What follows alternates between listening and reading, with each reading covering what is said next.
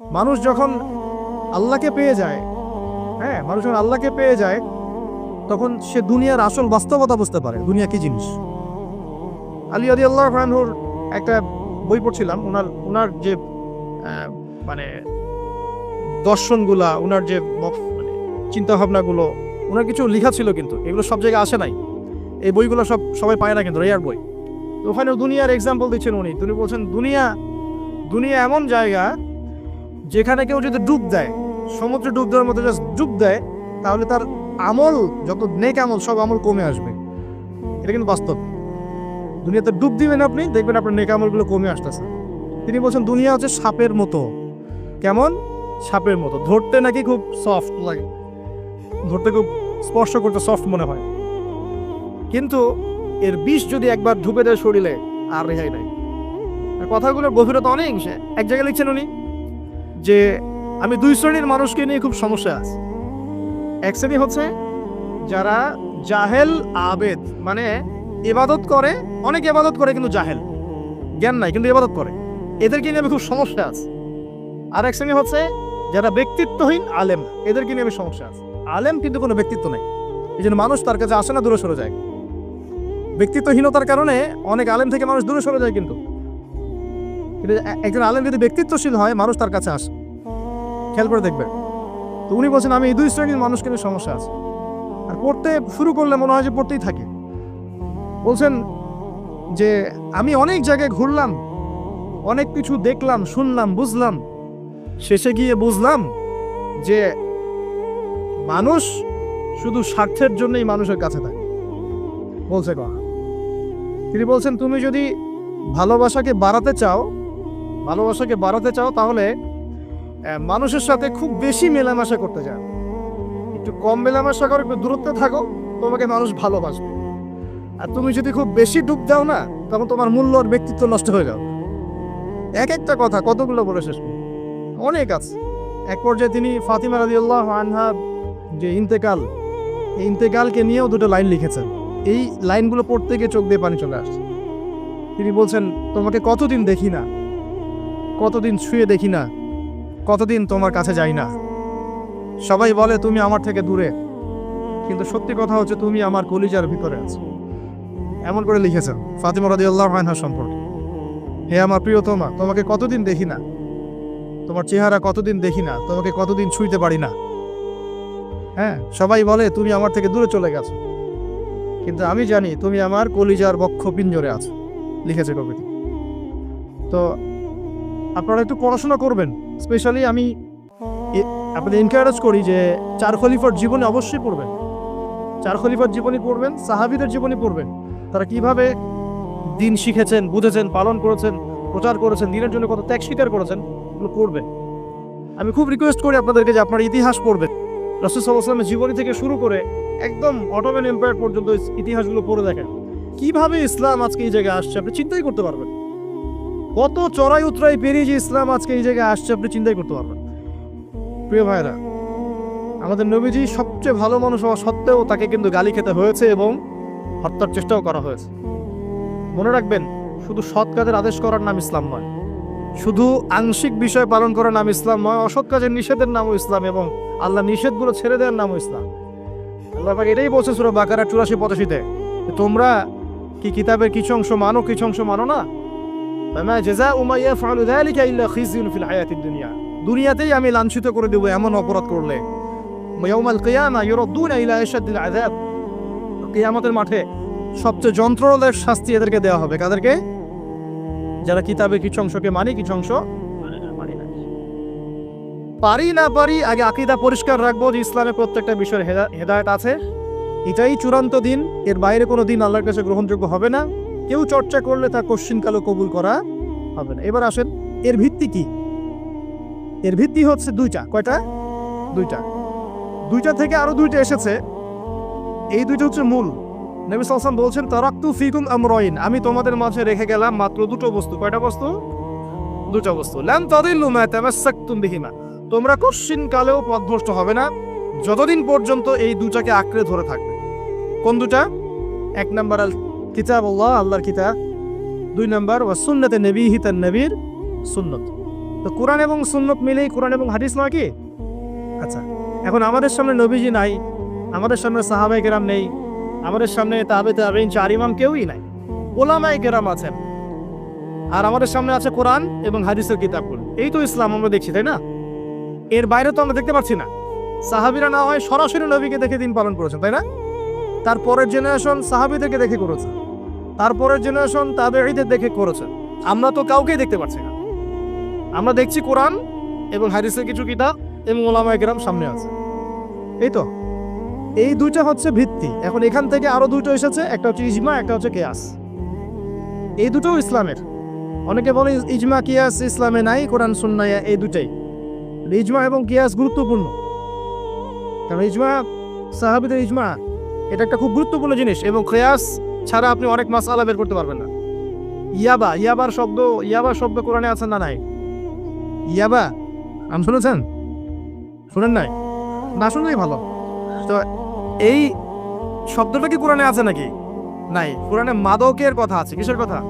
মাদক। এখন কিয়াস দরকার নাই। এই যে একটা মাসআলা, একটা মূলনীতিকে কেন্দ্র করে আরেকটা মাসআলাকে বের করা, ইস্তেহাদ করার যে মূলনীতিগুলো, এগুলো কিয়াস থেকে আসে। এটা কিয়াস। এটা ছাড়া আপনি অনেক মাসআলাই বের করতে পারবেন না সমসাময়িক। তো অবশ্যই কোরআন সুন্নাহ ইজমা কিয়াস চারটাই লাগবে। এখন কথা হচ্ছে, এইগুলো তো আর আমরা সরাসরি পালন করতে পারবো না। পারবো? বুঝাচ্ছি, একটু বোঝেন। মনে করেন সামনের দিনগুলোতে দেখবেন বিচ কয়েন আসবে। কি কয়েন? হয়তো অলরেডি অনেক কান্ট্রিতে চলেও আসছে। এখানে কতদিন এটা লঞ্চ হবে আল্লাহ ভালো জানেন, কিন্তু বিটকয়েন মার্কেটে আসছে। এটাকে ক্রিপ্টোকারেন্সি বলে। কি বলে? পেপার মানি নিয়ে যে কথাগুলো বলেছিলাম, কিছু তো ফলেছে নাকি ভাই? কিছু তো ফলেছে। আচ্ছা, সামনে আরো ফলবে ইনশাআল্লাহ। সাস্টেইনেবল অ্যাসেট যেগুলো আছে সেখানে সম্পদ ইনভেস্ট করেন। আপনার জমি জমা থাকলে চাষবাস করা শুরু করেন। সাস্টেইনেবল অ্যাসেট যেগুলো, সেগুলোতে ফোকাস করেন। এমন কোনো জায়গায় অনেক বেশি সম্পদ ইনভেস্ট করে দিয়েন না যেটা পরে আপনার মানে পথে বসার কারণ না হয়ে যায় আমার। তো ক্রিপ্টোকারেন্সি মনে করেন চলে আসছে, এখন আপনি বোঝেন না ক্রিপ্টোকারেন্সি কি জিনিস, এটা হালাল না হারাম, এটা জায়েজ না জায়েজ, এগুলো মাসালা কি সবাই জানে? জানে কি? এটার জন্য কোরআন সুন্নাহ জ্ঞান লাগবে, ইকোনমিক্সে জ্ঞান লাগবে না, পড়াশোনা লাগবে। এখন সরাসরি কোরআন এবং হাদিসের বইগুলো চর্চা করে আপনি কি এর সমাধান বের করতে পারবেন কি না? পারবেন? আপনার কি সেই জ্ঞান আছে, যোগ্যতা আছে? আর সেই যোগ্যতা কি সবার আছে? অল্প কিছু মানুষের থাকতে পারে, যারা ওলামায়ে কেরাম, তাদের এই যোগ্যতা। তাদের মধ্যেও হয়তো কিছু মানুষের নাও থাকতে পারে না, কিন্তু বরেণ্য ওলামায়ে কেরাম যারা, তাদের মাঝে এগুলো থাকবে ইনশাআল্লাহ। এখন আপনি কি করবেন? কোরআন সুন্নাহকে পালন করার স্বার্থে ওলামায়ে কেরামের দ্বারস্থ হবে এবং তাদের কাছে মাসালগুলো জেনে নেবেন। তাহলে আপনি একা একা চর্চা করে বিভ্রান্ত হওয়ার সুযোগ থাকবে। এই বিষয়টা খেয়াল রাখবেন। এখন নতুন কিছু ফিতনা আসছে যে কিছু মানুষ, সবাই না, অল্প কিছু মানুষ কোরআন সুন্নাহ নিজে পড়াশোনা করেই সব কিছু সমাধান বের করতে চাচ্ছে। এটা ঠিক না। সব কিছুর সমাধান বের করতে হলে মুস্তাহিদ হতে হবে, আর সবাই মুস্তাহিদ হতে পারবে না। সবাই কি আবু হানিফা রাহিমাহুল্লাহ হতে পারবে নাকি? সবাই কি ইমাম শাফিঈ হবে নাকি? সবাই কি আহমদ বিন হাম্বল হতে পারবে? সবাই কি ইমাম মালিক হতে পারবে? পারবে না। অতএব জ্ঞান চর্চার স্বার্থে, দিন পালনের স্বার্থেই ওলামায়ে কেরামের দ্বারস্থ হতে হবে। হকপন্থী ওলামায়ে কেরাম। এমন ওলামায়ে কেরামের কাছে আবার যায় না যার সকালে চা খাওয়ার সময় একটা ফতোয়া থাকে, বিকেলবেলা একটা মাই খায়, রাত্রে ফতোয়া আবার উঠে যায়। এই জায়গায় হচ্ছে না, তাহলে সমস্যা। ঠিক আছে? তো আল্লাহ পাক আমাদের বরেণ্য ওলামায়ে কেরামদেরকে হেফাজত করুন, দোয়া করি, এবং তাদের নেক হায়াতে বরকত দান করুন, এবং তাদের মাধ্যমে তিনি আরো বড় বড় খেদমত আঞ্জাম দেওয়ার তৌফিক আল্লাহ পাক দান করুন। এবং যুব সমাজকে রিকোয়েস্ট করবো যে আপনারা ডিটাচড হয়ে থাকবেন, ওলামায়ে কেরাম থেকে ডিটাচড হয়ে আপনারা দিন পালন করতে যাবেন না, কারোর সাথে সম্পর্ক রেখে দিন পালন করবেন ইনশাআল্লাহ। আল্লাহ সহজ করুক। এখন এই ভিত্তি পেয়ে গেলাম। এবার শেষ করার আগে আমি মূলনীতিগুলো বলে শেষ করছি। এই মূলনীতি কি ইসলামে? শোনেন, এই জায়গাটা একটু ভালো করে শোনেন। নবী সাল্লাল্লাহু আলাইহি ওয়াসাল্লাম বসে আছেন মসজিদে। একজন ব্যক্তি আসলেন, ব্যক্তির গায়ে ধবধবে সাদা জামা, চুলগুলো কুচকুচে কালো, এবং তাকে মদিনার কেউ চিনে না। লা ইউরা আলাইহি আসারুস সাফর, তার গায়ে সফরের কোনো চিহ্ন দেখা যাচ্ছে না। তিনি আসলেন, এসে নবী সাল্লাল্লাহু আলাইহি ওয়াসাল্লামের হাঁটুর সাথে হাঁটু লাগিয়ে দিয়ে বসে পড়লেন। বসে নবীজিকে 4টা প্রশ্ন করলেন। কয়টা প্রশ্ন? 4টা। তার মধ্যে প্রথমটা হচ্ছে আখবিরনি আনিল ইসলাম, হে মুহাম্মদ সাল্লাল্লাহু আলাইহি ওয়াসাল্লাম, আমাকে ইসলাম সম্পর্কে বলো যে ইসলাম কি। ইসলাম কি জিনিস, ইসলামের ব্যাখ্যা কি, সংজ্ঞা কি? নবীজি বলছেন সাল্লাল্লাহু আলাইহি ওয়াসাল্লাম, আর ইসলাম হচ্ছে আনতাশহাদু আল্লা ইলাহা ইল্লাল্লাহ, তুমি সাক্ষ্য দিবে যে আল্লাহ ছাড়া কোনো ইলাহ নাই, ওয়া আন্না মুহাম্মাদান আবদুহু ওয়া রাসূলুহু, এবং মুহাম্মদ সাল্লাল্লাহু আলাইহি ওয়াসাল্লাম আল্লাহর বান্দা এবং রাসূল। এটা এক নাম্বার ইসলামের ভিত্তি। এটা নাম্বার 1 হলো কালিমা। কালিমার মধ্যে দুইটা অংশ। কয়টা অংশ? একটা হচ্ছে লা ইলাহা ইল্লাল্লাহ, মানে আল্লাহ পাকের তাওহীদ ছাড়া অন্য কোনো কিছু চলবে না। 2 নম্বর হচ্ছে মুহাম্মদুর রাসূলুল্লাহ, মানে নবীর সুন্নাত ছাড়া অন্য কোনো সুন্নাত চলবে না। সিম্পল। লা ইলাহা ইল্লাল্লাহ মানে আল্লাহ ছাড়া কিছুই নাই, মানে আল্লাহ ছাড়া কোনো রিজিক দাতা নাই, কোনো পালনকর্তা নাই, কোনো সন্তান দাতা নাই, কোনো জীবন দাতা নাই, কোনো মৃত্যু দাতা নাই, কোনো বিধান দাতা নাই, আল্লাহ ছাড়া কিছুই না। মানে আল্লাহ পাকই সব, আল্লাহ থেকে সব হয়। নাকি অন্য কোনো ইলাহ আছে? আস্তাগফিরুল্লাহ, অন্য কোনো ইলাহ আছে? নাই। এটা হচ্ছে শিরক মুক্ত তাওহীদের স্টেটমেন্ট। লা ইলাহা ইল্লাল্লাহ মানে শিরক মুক্ত তাওহীদ। শুধু এটা মুখের জিকির না, পালন করে দেখাতে হবে। যদি ইবাদত বন্দেগীতে আপনি আল্লাহর দাসত্ব করেন, সেজদা দেন, আল্লাহকে সেজদা দেন, ইবাদতে লা ইলাহা ইল্লাল্লাহ ঠিক আছে। অর্থনীতিতে গিয়ে আপনি সুদ খাচ্ছেন, আল্লাহর বিধান মানছেন না, ওখানে লা ইলাহা ইল্লাল্লাহ ঠিক নাই। বুঝতে পারছি না? জীবনের সব ক্ষেত্রেই লা ইলাহা ইল্লাল্লাহ আনতে হবে, তারপরে তো হবে লা ইলাহা ইল্লাল্লাহর কায়েম। ব্যাপারটা তো হইল না কিছু। 2 নম্বর মুহাম্মদ রাসূলুল্লাহ মানে আপনি অন্যের মন গড়া কোনো আদর্শ, দর্শন, সুন্নাত ফলো করতে পারবেন না। আপনাকে মুহাম্মদ সাল্লাল্লাহু আলাইহি ওয়াসাল্লামকেই রোল মডেল মানতে হবে। এর নাম মুহাম্মদ রাসূলুল্লাহ। যদি কেউ মুহাম্মদ রাসূলুল্লাহ বলে অন্য কাউকে তার আদর্শ মেনে চলে, তাহলে মুহাম্মদ রাসূলুল্লাহ কেটে গেছে। এখানে একই কথা, নামাজে দাঁড়িয়েছেন রাসূলের মতো নামাজ পড়ছেন মাশাআল্লাহ, রোজা করছেন রাসূলের মতো, হজ উমরা সব রাসূলের তরিকায় হচ্ছে, তাসবিহ তাহলিল সব রাসূলের তরিকায় হচ্ছে, অর্থনীতিতে গিয়ে আর রাসূলের তরিকা চলে না, তাহলে এখানে আর মুহাম্মদ রাসূলুল্লাহ থাকলো না। আমি মনে হয় বুঝাতে পারছি না। মানে জীবনের সব ক্ষেত্রেই লা ইলাহা ইল্লাল্লাহ মুহাম্মদুর রাসূলুল্লাহ থাকতে হবে, শুধু একটা অংশে নয়। এটা 1 নাম্বার। 2 ওয়ান তুকিমাস সালাহ, এবং যখন তুমি সালাত কায়েম করবে। ইসলামের 2 নম্বর পিলার কি? সালাত কায়েম করা। সালাতের বিষয়ে জাস্ট 2টো হাদিস বলে দিই আমি, তাহলে আপনার যথেষ্ট হবে ইনশাআল্লাহ। একটা হাদিসে নবীজি বলেন, মান তারাকা সালাতান মুতাআম্মিদান ফাকাদ কাফার, কেউ যদি ইচ্ছাকৃতভাবে নামাজকে ছেড়ে দেয়, সে ব্যক্তি কিন্তু কুফরি করলো। কি করলো? আমরা যারা নামাজ পড়ছি না, আমরা কিন্তু কুফরির মধ্যে আছি। মুয়াজ বিন জাবাল রাদিয়াল্লাহু আনহু নবীজি বলেন, মান তারাকা সালাতান মুতাআম্মিদান ফাকাদ বারিআত মিন জিম্মাতিল্লাহ, কেউ যদি নামাজ ছেড়ে দেয়, ফরজ নামাজ তার উপর ছেড়ে দেয়, ত্যাগ করে, সে ব্যক্তি আল্লাহর জিম্মাদারি থেকে মুক্ত হয়ে গেল। আল্লাহর জিম্মাদারি নাই তার উপরে, আল্লাহ পাকের কোনো রেসপন্সিবিলিটি নাই তার উপরে, আল্লাহ ছেড়ে দিয়েছেন তাকে, যাও। একটা হাদিস আছে, বাইনা রাজুলি ওয়া বাইনা শিরকি ওয়াল কুফরি তারকুস সালাহ, একজন আল্লাহর বান্দা আর একজন কাফের মুশরিকের মাঝে পার্থক্যই নামাজ। নামাজ নাই, ইসলাম নাই। শুধু আইওয়া শোডাউন দিয়ে কিচ্ছু হবে না ভাই, অথচ নামাজ আগে ঠিকঠাক মতো পড়তে হবে। পড়তে হবে না ভাই? আমাদের যুব সমাজ এখন রাত 3:30টায় খেলা দেখতে ওঠে, তাহাজ্জুদে ওঠার সুযোগ হচ্ছে না, ফুরসত হচ্ছে না। 3:30 4টা হলেও উঠতে হবে, অ্যালার্ম দিয়ে রাখবে, আর্জেন্টিনার খেলা আছে। কিন্তু আর 1 ঘন্টা পরে ফজরের নামাজ, ওই খেলা দেখি ঘুম, ফজরের নামাজ। এই যে ঢাকায় দেখলেন না, ছবি দেখলে মনে হয় একটা তিল পরিমাণ জায়গা নেই মানুষের দাঁড়ানো, পর্দার সামনে একটা তিল পরিমাণ জায়গা নেই মানুষের দাঁড়ানো। হই হুল্লা করতেছে, নাচছে, গাচ্ছে, স্মোক করতেছে, ড্রিঙ্কস করতেছে। মিডিয়া এগুলোকে প্রমোটও করতেছে। মিডিয়া প্রমোট করতেছে মানে কি? মিডিয়া দেখাচ্ছে মানে বিশ্ব কত ভালো আছে এখন, কত সুখ আমাদের। হ্যাঁ, আমাদের সুখী সুখ, খালি সুখে সমৃদ্ধ জীবনযাপন করতেছে, খেলা দেখতেছে, নাচতেছে নাকি? অথচ দেখেন ইকোনমিক সেকশনের কি অবস্থা, দেখেন কি অবস্থা দেশ। এই যে আমাদের সমাজের, যুব সমাজের নৈতিকতার অবস্থাগুলো দেখেন, ধর্ষণের হার দেখেন, জেনার হার দেখেন, মাদকাসক্ত মানুষদের হার দেখেন, কত হারে মানুষ মাদক খাচ্ছে, পরকীয়ার হার দেখেন, ব্লু ফিল্মসের হার দেখেন। ওদের ভাবখানে এমন যে খুব সুখ আমার জীবনে, খেলো আর খেলো। খেলার দলিল তো কোরআনে আছে তো। হ্যাঁ, আল্লাহ পাক বলেন এই দুনিয়ার জীবনটা হচ্ছে খেলতামাশার দোকান। খেলার দলিল কোরআনে তো আছে, ওমা হাযিহিল হায়াতু দুনিয়া ইল্লা মাতাউল গুরুর, এরকম একটা আয়াত আছে সূরা হাদীদের মধ্যে। আল্লাহ পাক আছে, আল্লাহ পাক বলেছেন যে ইলামু, তোমরা জেনে রাখো, আন্নামাল হায়াতু দুনিয়া লাইবু ওয়া লাহু, তোমরা জেনে রাখো যে এই দুনিয়ার পুরো দুনিয়ার জীবনটাই খেলা, খেলতামাশা, ওলাহ, ঠাট্টা, হাসি ঠাট্টা, মানে এটা কি বলা বাংলা দিয়ে, ভ্রম, ভ্রম, মায়া, মোহ, ভ্রম। তোমরা জেনে রাখো দুনিয়ার জীবনটা খেলা, খেলতামাশা, ভ্রম, মিছে মায়া। ই'লামু আন্নামাল হায়াতুদ দুনিয়া লা'ইবুন ওয়া লাহু ওয়া যিনাতুন ওয়া তাফাখুরুন বাইনাকুম ওয়া তাকাসুর। এবং দুনিয়ার জীবন হচ্ছে একে অপরের সাথে প্রাচুর্যের প্রতিযোগিতা।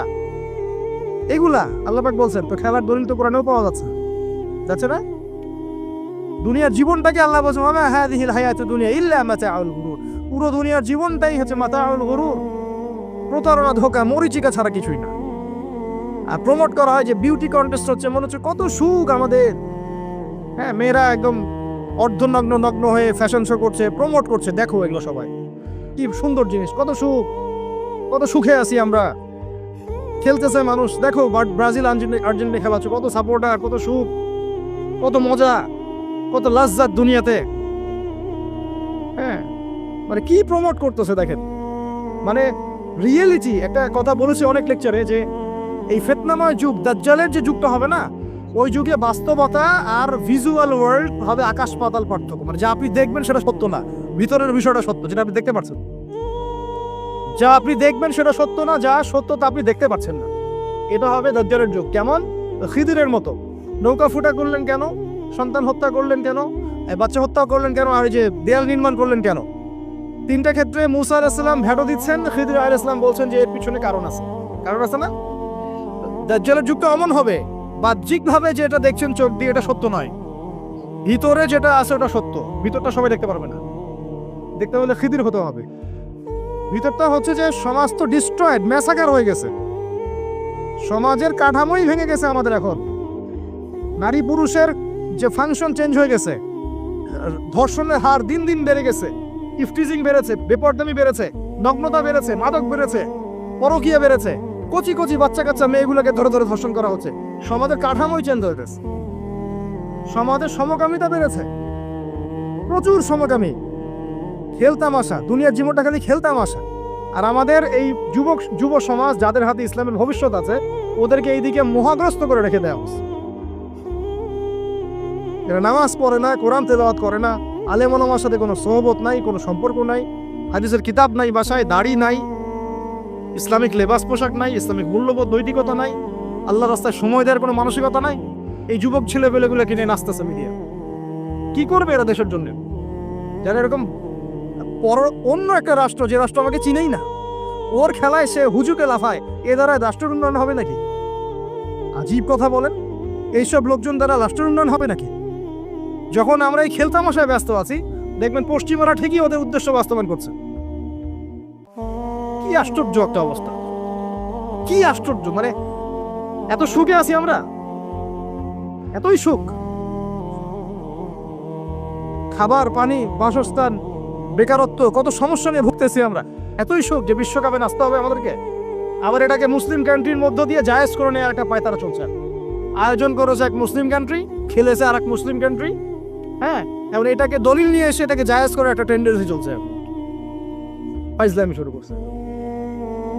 অথচ যেখানে যেখানে এগুলো হচ্ছে তার পাশে ইয়েমেন পড়ে আছে, তার পাশে সিরিয়া পড়ে আছে, যেখানে লক্ষ লক্ষ মানুষ না খেয়ে পড়ে আছে। ইয়েমেনে লক্ষ লক্ষ শিশু না খেয়ে মরতেছে এখন ওদের। 2013-14 সাল থেকে নিয়ে 2022 পর্যন্ত প্রায় 3.5 লক্ষ মানুষ মারা গেছে ইয়েমেনের এই ঘটনাগুলো, গৃহযুদ্ধ এবং এই যে আরব কান্ট্রিগুলোর মধ্যে কনফ্লিক্টের মতো, এবং প্রায় 60% সেখানে বাচ্চা কাচ্চা। আপনি এত টাকা পয়সা খরচ করে এগুলো আয়োজন করতে, আমরা প্রমোট করতেছি, এর 5% টাকা ওদেরকে দিলেই তো ওদের 3 বেলার খাবার হতো। সিরিয়ার মানুষগুলোকে দেখেন গিয়ে, ওখানে তো ওটা রঙ্গমঞ্চ হয়ে গেছে। মানে যে যার স্বার্থ এখানে ঢুকে, ওখানে ইসরায়েলও ঢুকছে, আমেরিকাও ঢুকছে, তুরস্কও ঢুকতেছে, ওখানে আগে রাশিয়া ছিল, ওখানে বাশার আল আসাদ, সব মিলে জগা খিচুড়ি অবস্থা একটা। মানুষের মানবতা, জীবনযাত্রা নাই, জীবনের কোনো মূল্য সেখানে নাই। প্রচুর মানুষ, ছোট ছোট ছেলে পেলে দেখবেন না খেয়ে ওখানে মারা, উদ্বাস্তুর মতো তাঁবুর নিচে জীবনযাপন করে। এটা দেখেন না চোখে? ওখানে একটা খেলা, হুদাই একটা খেলা নিয়ে এত লাফালাফি করতেছে, পাশে এতগুলো মানুষ না খেয়ে মারা যায়, কোনো খবর নাই। নিজে ভরপেট খাই, প্রতিবেশী অনাহারে থাকে, মুমিন হবে? কিসের ইসলাম ফলো করতেছি আমরা আসলে? আমরা যে ইসলামটা ফলো করতেছি এটা পশ্চিমাদের শেখানো ইসলাম। আমরা রাসূলুল্লাহ সাল্লাল্লাহু আলাইহি ওয়াসাল্লামের শেখানো ইসলাম ফলো করতেছি না। আমার স্ট্রেট কাট কথা একদম। আমরা যে ইসলামটা ফলো করতেছি এটা হচ্ছে পশ্চিমাদের শেখানো ইসলাম। রাসূলুল্লাহ সাল্লাল্লাহু আলাইহি ওয়াসাল্লাম ইসলাম ফলো করলে আজকে আমাদের অবস্থাগুলো হতো না। আল্লাহ পাক আমাদেরকে বোঝার তৌফিক দান করুন। আমি শুধু ফাযাক্কির ইন্নামা আনতা মুযাক্কির। আল্লাহ পাক যে বলেছেন তুমি উপদেশ দাও, তুমি শুধু উপদেশ দাতা, লাস্তা আলাইহিম বিমুসাইতির। কারো প্রতি তুমি দারোগা নাও, আমরাও কারো প্রতি দারোগা নই। কিন্তু পুরো বিশ্বের প্রেক্ষাপটটাকে কোরআন সুন্নাহ দিয়ে ব্যাখ্যা করার দায়িত্ব আমাদের। কেউ গ্রহণ করলে করবে, না করলে করবে না। তার কবরে সে যাবে, আমার কবরে আমি যাব, সিম্পল, শেষ।